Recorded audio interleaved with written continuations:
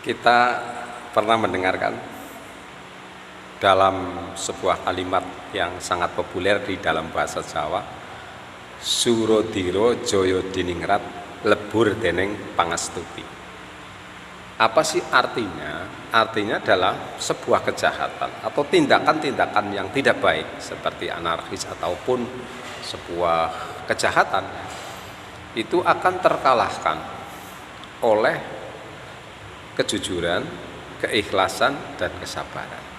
Nah, ini terbukti di dalam kisah-kisah sejarah di mana zaman Rasul, zaman para sahabat itu terbukti.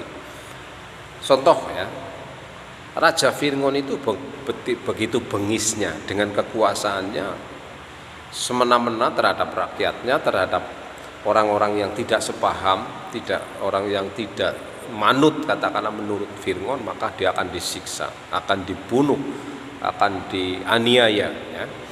Tapi pada akhirnya pun terkalahkan oleh seorang Musa ya, yang memang karena Musa dengan sabarnya dan dengan kejujurannya, dengan kebaikannya Musa, ya semua itu adalah berkat pertolongan Allah tentunya.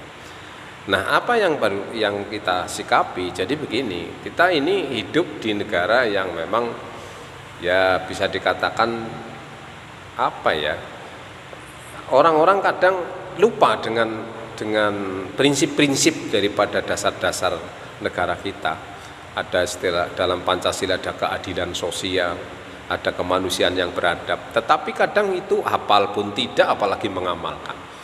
Nah, kita tidak akan membahas tentang kesana, ke politik lah, tidak ya. Cuman kita mengintrospeksi dan mengevaluasi kita ke masing-masing. Ayo kita, bahwa kita adalah manusia yang punya amanah dari Allah, mengemban amanah kehidupan, maka jadilah manusia yang baik, yang bijak. Jangan menjadi manusia yang jahat, intinya begitu.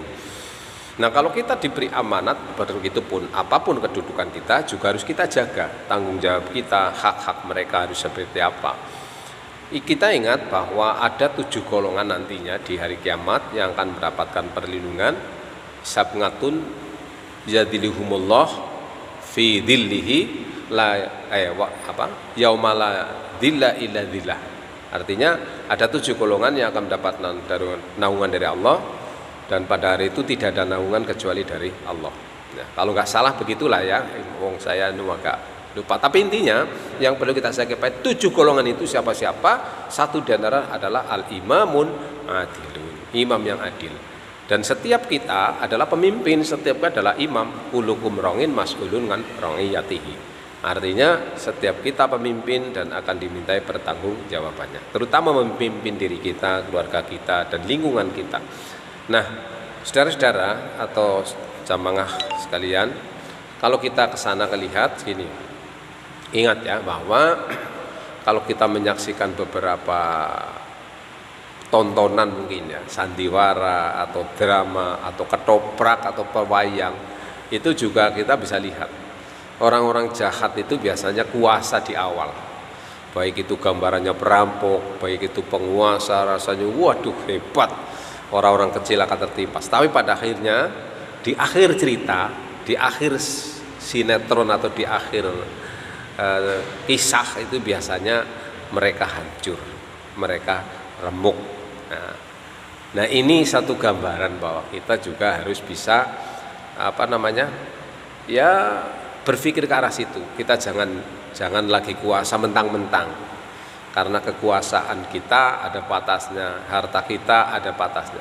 Ada istilah adalah dunia gue bisa dunga ya, atau jabatan gue bisa selesai ya, pangkat bisa minggat ya, pasa minggat bisa minggat, derajat bisa minggat, dunia bisa dunga. Artinya tidak selamanya. Nah, kalau kita punya kemenangan seperti itu, ya mari kita gunakan sebagai amanah yang harus kita lakukan dengan cara-cara yang lucu.